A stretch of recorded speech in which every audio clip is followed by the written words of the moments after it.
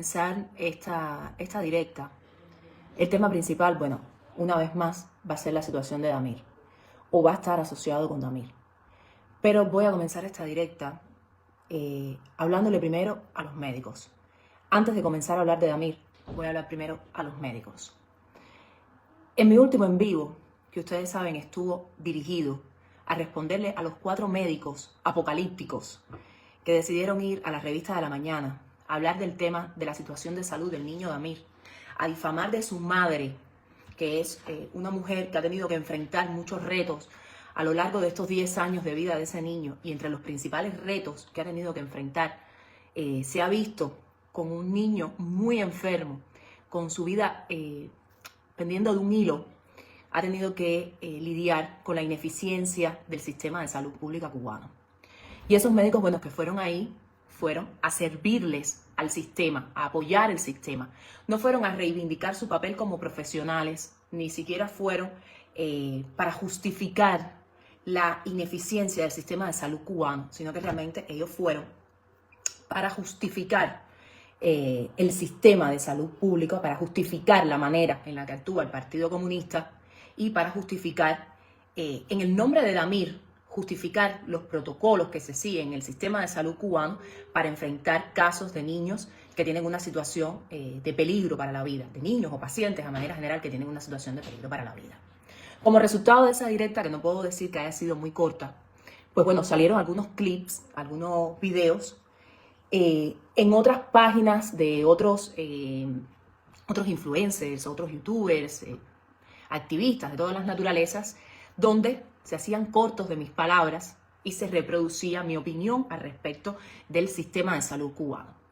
Voy a decir en primer lugar que siempre que de un en vivo o de un programa, de una entrevista, se hace un corto, la persona que tiene pensamiento crítico realmente, cuando algo del emisor de la información no le convence, le sugiero que vayan al original y miren todo lo que la persona dijo. Porque en un corto, o bien podemos estar de acuerdo con esa oración e inmediatamente apoyar definitivamente a la persona, o bien podemos descontextualizar lo que la persona dijo, malentender lo que la persona dijo y atacarla innecesariamente. De ese corto que subieron, me han etiquetado varias personas porque mis palabras eran de agresión contra los galenos cubanos. Mis palabras no son de agresión contra todos los médicos. Yo respeto el trabajo de los médicos, estén donde estén, porque si hay un profesional sacrificado en cualquier lugar del mundo, es el médico. Si hay una persona de la que dependemos, es de los médicos. Si hay alguien a quien respeto, es a los médicos. Porque cuando yo voy al médico, lo que le estoy depositando en las manos al médico es mi bien más preciado, que es mi vida o la vida de las personas que yo quiero.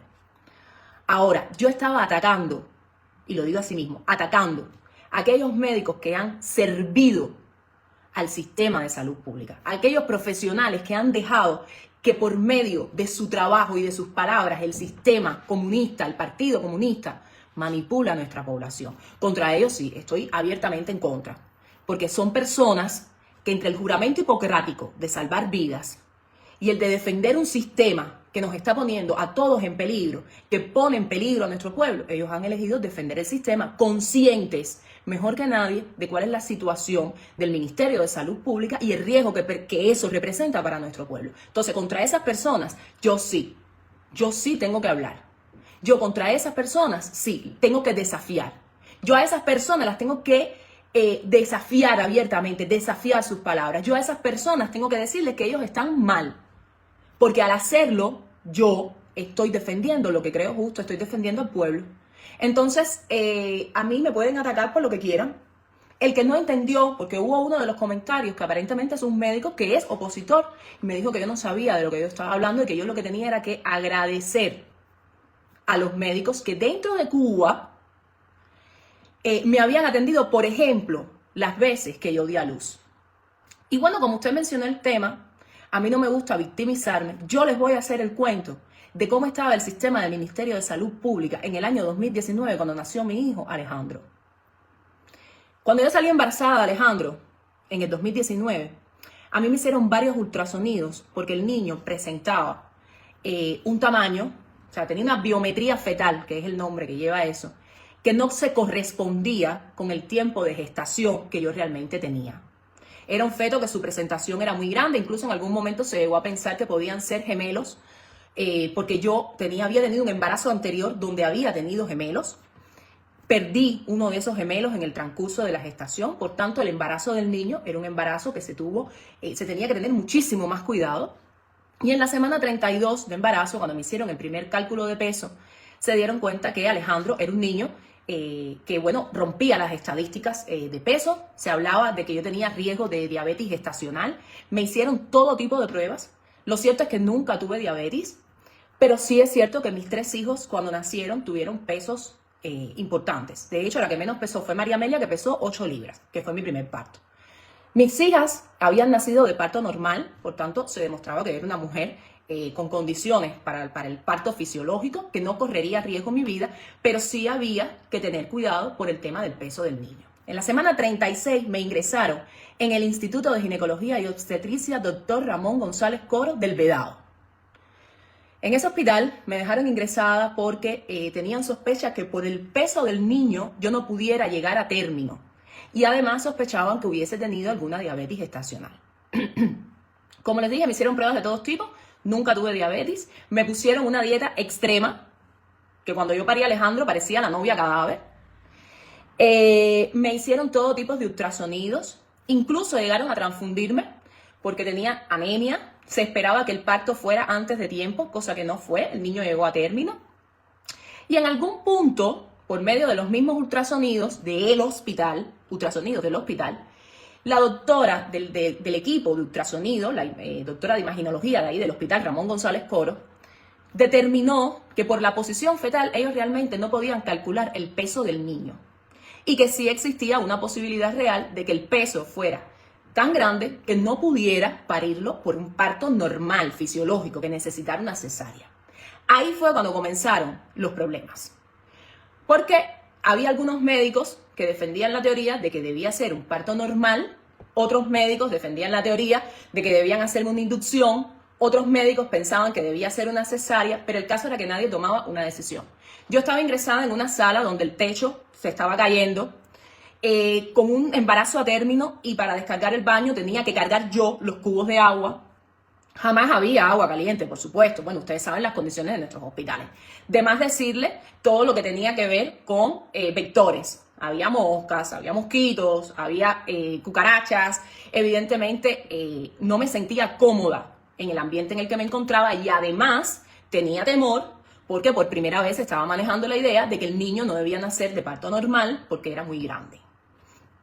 En medio de toda esa incertidumbre y como nadie tomaba una decisión, yo decido buscar una segunda opinión. Y me entero, estando en el hospital, que el Hospital Ramón González Coro tiene un área internacional donde los extranjeros que están en Cuba pueden solicitar tratamientos de todas las naturalezas, incluidos tratamientos asociados al parto, o sea, atención del parto, atención de la gestación, y que a lo mejor en esa área existía, porque nadie conocía bien las condiciones del área internacional del hospital, pero se manejaba que a lo mejor ahí sí había un equipo de ultrasonido que fuera más moderno y en mejores condiciones, donde pudieran determinar exactamente el peso del niño. Ustedes se imaginan, ¿no? A punto de parir, sin saber realmente si el niño podía nacer de parto normal o no.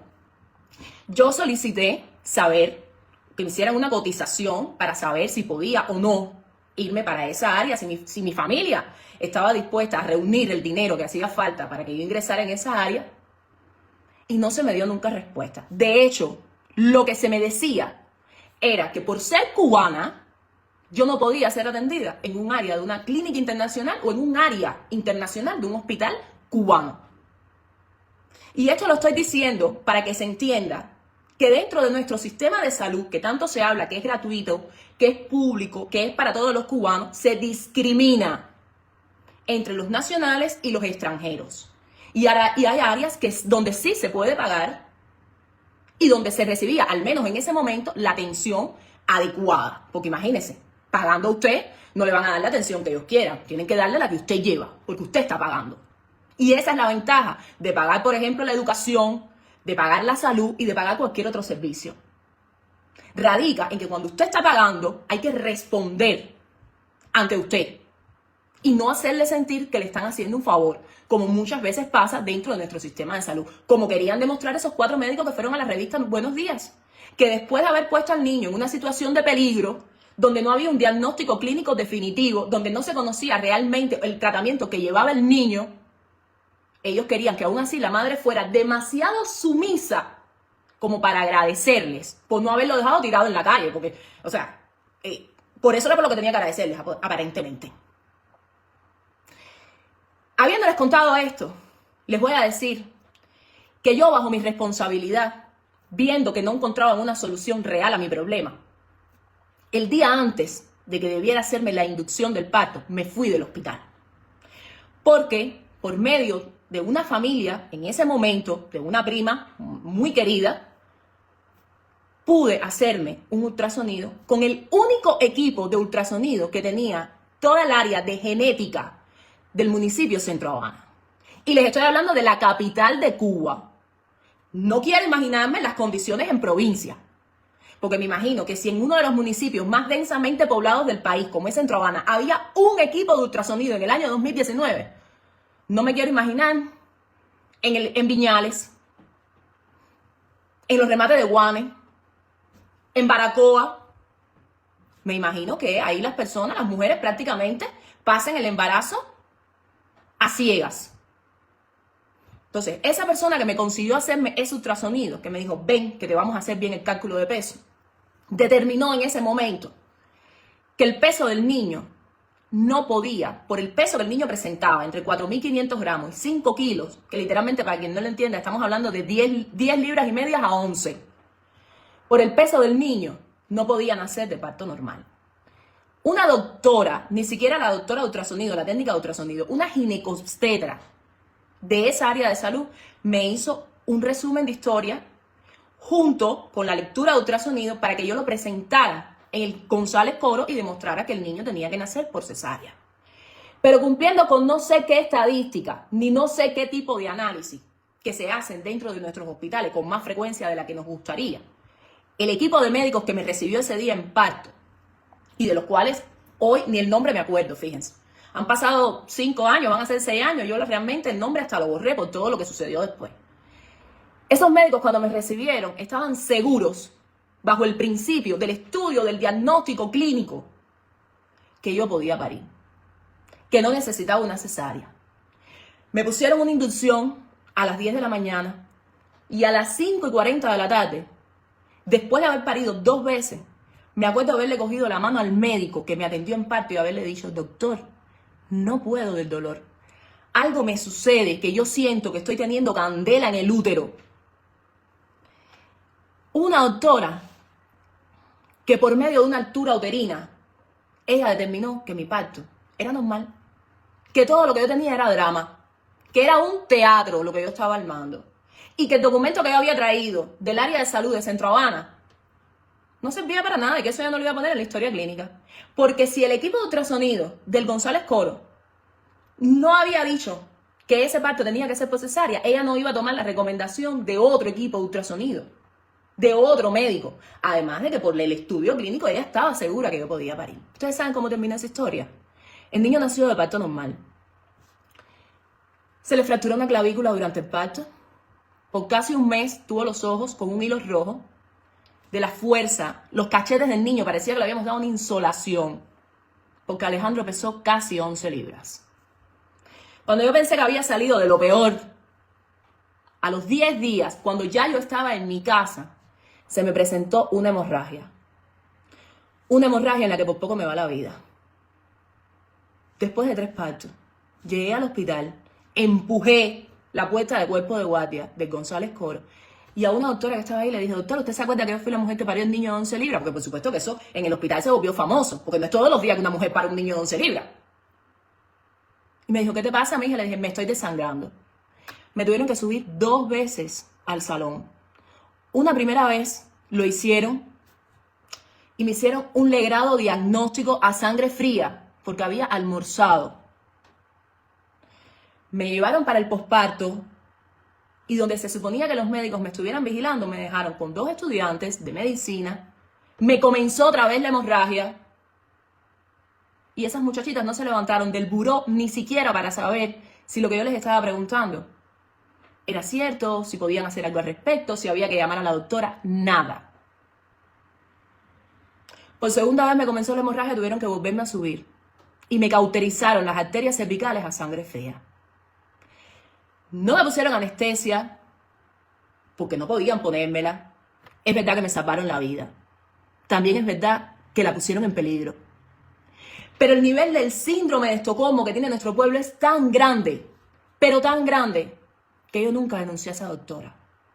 Porque después de haberme puesto en peligro de muerte, como ella me cauterizó las arterias cervicales y con eso me salvó la vida, yo me sentía agradecida de esa doctora.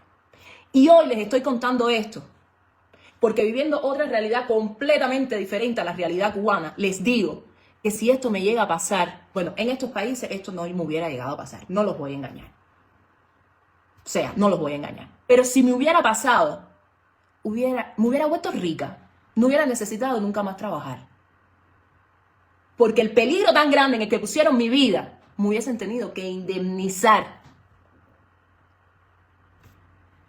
Y hoy, esos médicos que estaban sentados ahí, lo que querían, después de haber puesto en peligro real la vida de ese niño, era que la madre les tuviera agradecimiento.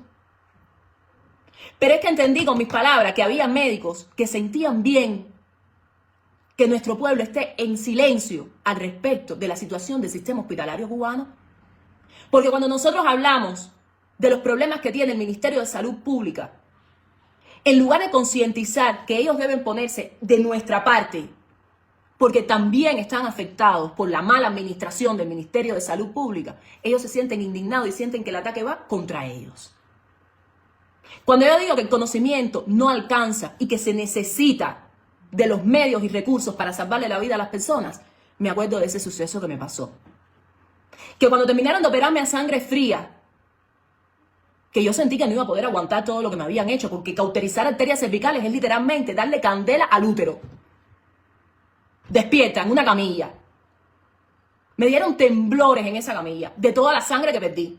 Y no les voy a hablar de lo que vino después, porque yo pensé que lo peor había pasado ahí. No, lo peor siguió. Porque a las 24 horas de haberme hecho esa operación, donde además no contaban con mi vida y tampoco contaban con que pudieran salvarme el útero, con 28 años, podían haberme dejado sin útero. Después de todo eso, me dijeron que tenía que subir a lactar a mi hijo al cunero y que si no podía hacerlo se lo iban a tener que llevar para la casa porque en el cunero del hospital había meningo y que mi niño de 10 días de nacido con sus 11 libras corría el riesgo de enfermarse de meningo y un niño de 10 días de nacido con una meningo, pues todos sabemos el riesgo que está corriendo. Y doblada de dolor, tuve que subir con mi suero así en la mano a lactar al niño para que me lo dieran y llevármelo para la sala conmigo. Estuve 10 días ingresada en el hospital. Y en esos 10 días me pusieron ergonovina cada 8 horas. Me daban masajes uterinos que las lágrimas se me salían del dolor que tuve que aguantar. Le preguntamos 1000 veces a los médicos por qué me había pasado aquello. Y nadie sabía qué decirme. Cada vez que preguntábamos, doctora, pero ¿por qué me pasó lo de la hemorragia? Silencio. No, silencio no. Hubo quien osó decirle a mi familia que debía ser por alguna bacteria que había adquirido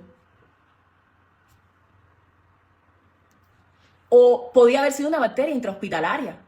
Y era la única explicación posible, porque durante el embarazo de Alejandro, mi esposo, Antonio, estuvo todo el tiempo en el extranjero. Mi esposo trabajaba en las Islas Fiji. Y llegó para el parto, o sea que con él nunca tuve contacto de ningún tipo. Entonces sí, pusieron en peligro mi vida. Esto lo estoy diciendo, más que todo, porque no sé si hay un nivel de comprensión real de que la situación de nuestro Ministerio de Salud Pública es uno de los frentes de batalla que nosotros tenemos que echar todos los días. Y es una pelea donde nos gustaría muchísimo que los médicos que tienen conciencia y que saben que lo que estamos hablando es verdad, se pusieran del lado correcto de la razón y ellos mismos se enfrentaran. Porque cuando lo cuento yo, lo cuento como una doliente, como una paciente y no tengo todas las herramientas y recursos para hablar de lo destruido que está. Pero cuando lo cuentan ustedes, tiene doble valor, porque no es una mera opinión, es un poder evaluativo que tienen como profesionales del sector. Ustedes conocen la verdad desde adentro. Y ustedes saben que la manera en la que se está trabajando sí pone en peligro la vida de las personas. Esto que les estoy contando es del año 2019. Imagínense cómo estará ahora. Después, por ejemplo, de haber pasado la pandemia, que provocó un colapso sanitario. Lo provocó en otras naciones con más desarrollo, no lo va a provocar en Cuba. En serio. El ataque que está recibiendo la familia de Damir todos los días es por una sencilla razón. El Partido Comunista ha utilizado determinados ministerios para manipular la información pública, pero no solo la información pública que da a nivel mundial, sino también para manipularnos como pueblo, haciéndonos creer que el único país del mundo donde se puede obtener educación pública es en Cuba, cosa que es totalmente incierta. Haciéndonos creer que el único país del mundo que tiene salud pública es en Cuba, y es incierto.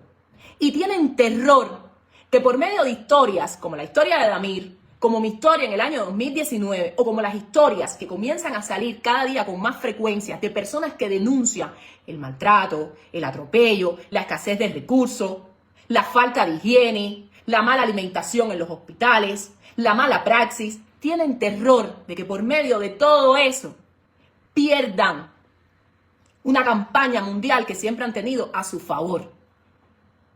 Pierdan la comercialización del producto médico. ¿Ustedes creen que un país tan pobre como Cuba podía permitirse 5 candidatos vacunales? Claro que no. ¿Por qué creen que lo hacían? ¿Por soberanía científica? No. Lo hacían porque si funcionaba, podían comercializar esas vacunas. Entonces, que nosotros denunciemos abiertamente lo que está pasando destruye esa imagen que ellos necesitan perpetuar como guardianes de la salud, ¿no? Como guardianes de la salud, como defensores de un derecho humano. Ellos necesitan perpetuar esa imagen para poder comercializar ese producto.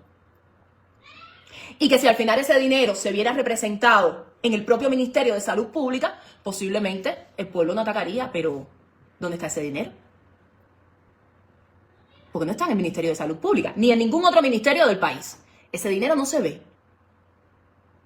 Entonces, por eso no paran de atacar a la madre. Por eso Humberto no para de pararse ahí en la televisión. No para de mostrarse como un vocero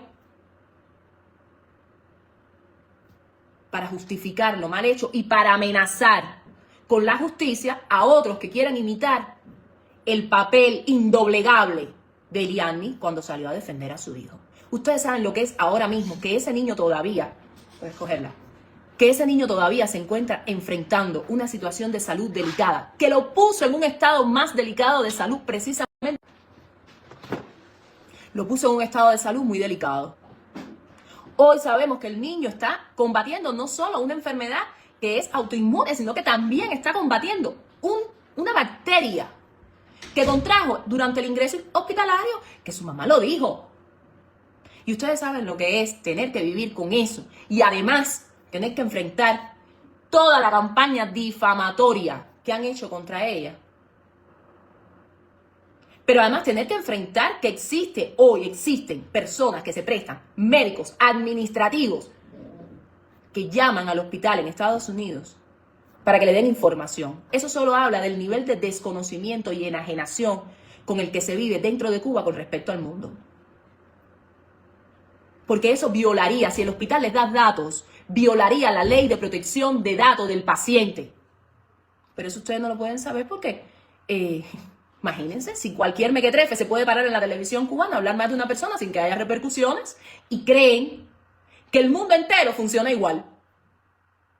Creen que en ese hospital levantarían el teléfono y les darían datos. ¿En serio? No obstante, ¿qué es lo que quieren saber? ¿Qué es lo que están esperando? ¿A qué le temen tanto? ¿A que se sepa la verdad? ¿A que se sepa que el empeoramiento de la situación de salud del niño, su agravamiento, guardó relación también con los diagnósticos dados, con los tratamientos que le pusieron estando en Cuba. Pero si es que eso se sabía, es que eso sí se iba a saber inevitablemente. Dejen a esa mujer atender tranquilamente a su hijo. Y dejen a la sociedad civil, ya no los ataquen más, que hicieron lo que ustedes no podían hacer, lo que ustedes no querían hacer.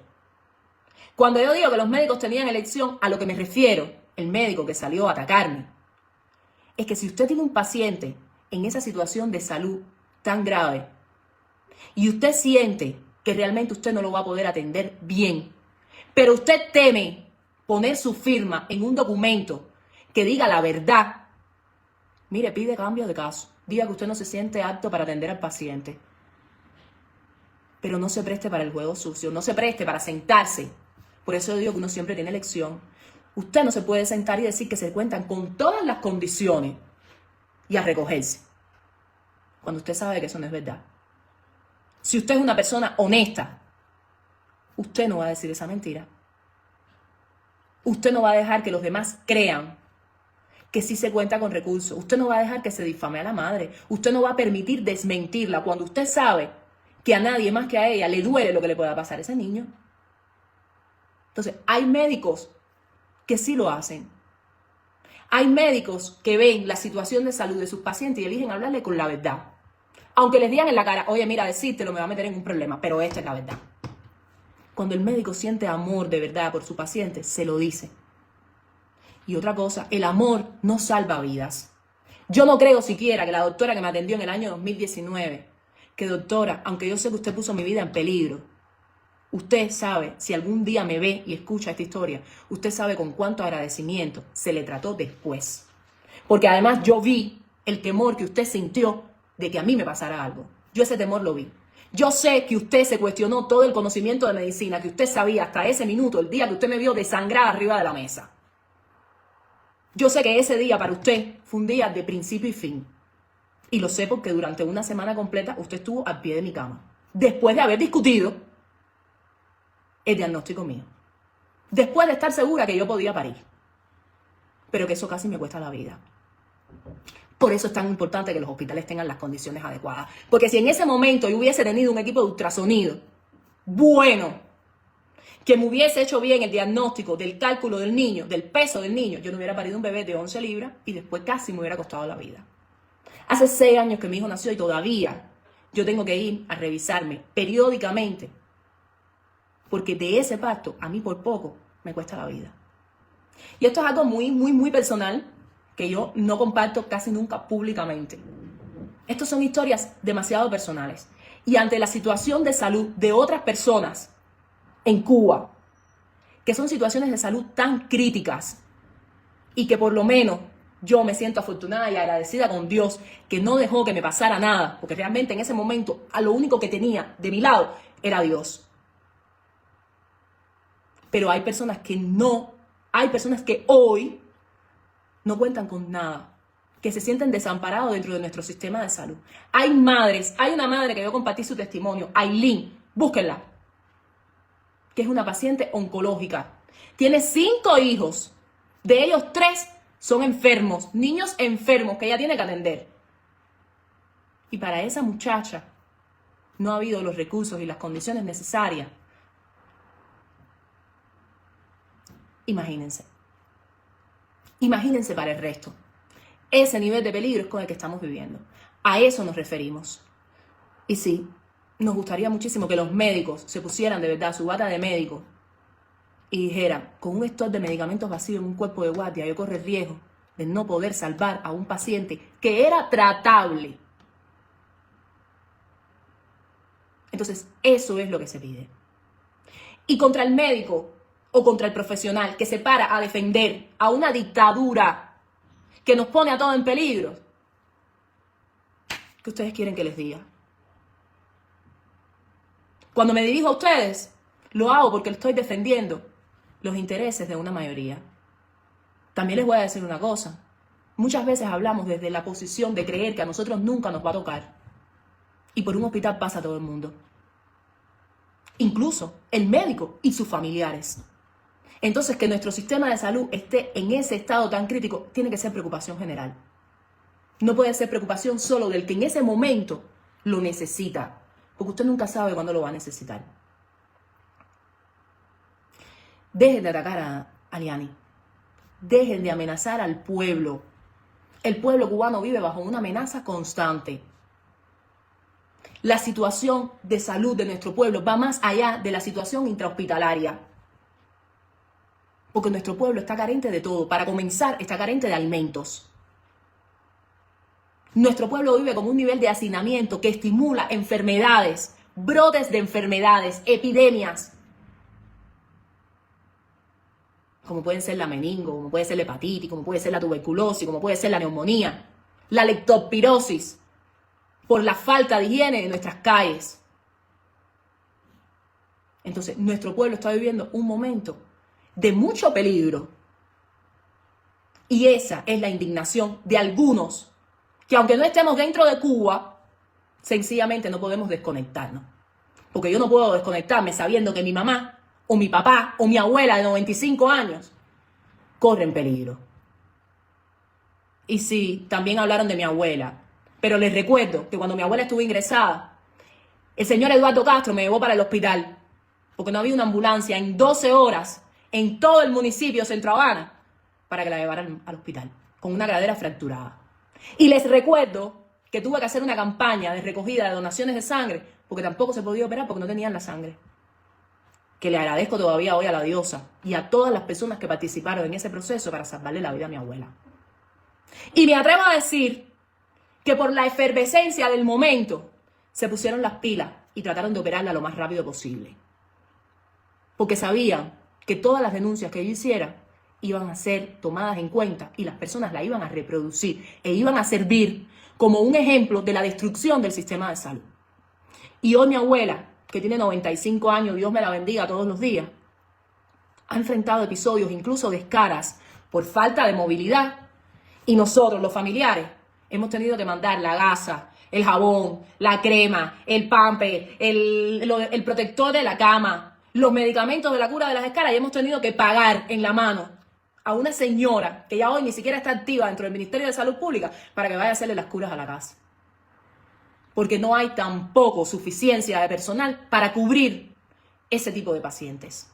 Me gustaría muchísimo que las personas, los familiares de los que tenemos pacientes encamados en nuestras casas, habláramos, por ejemplo, de la necesidad de culeros, de medicamentos, de todo tipo que no llegan a manos de ellos. Que nos hemos vuelto los cuidadores, los enfermeros de nuestros familiares. Ese es el sistema de salud que algunos de ustedes quieren defender. Eso es lo que ustedes defienden. ¿Cómo pueden? ¿Cómo pueden defender eso? Entonces, contra eso es contra lo que nosotros estamos luchando. Y deberían sumarse más médicos. Y del caso del niño, para cerrarlo, solo voy a hacer extensivas las palabras de alguien a quien aprecio, admiro y respeto profundamente, que es la señora Diasniunca Salcedo Verdesia, que es mi amiga, es mi gran amiga. Esta noche, a las 7 de la noche, hora de Cuba, los que nos une el amor al prójimo, los que sentimos amor por nuestros niños, vamos a estar en una cadena de oración por el niño. Porque el niño está enfrentando una situación de peligro todavía. Aunque el niño se encuentra con todas las condiciones, y estoy segura que Dios va a permitir que viva para contar esta atrocidad, aún así el niño todavía está delicado. Y por el niño vamos a estar a las 7 de la noche haciendo una cadena de oración, pidiéndole a Dios Todopoderoso que ponga discernimiento en la mente de esos médicos para que el niño sea atendido adecuadamente. Y para que el niño tenga la fortaleza de enfrentar todo el proceso por el que el niño tiene que pasar, que es un proceso largo, es un proceso de cuidado largo.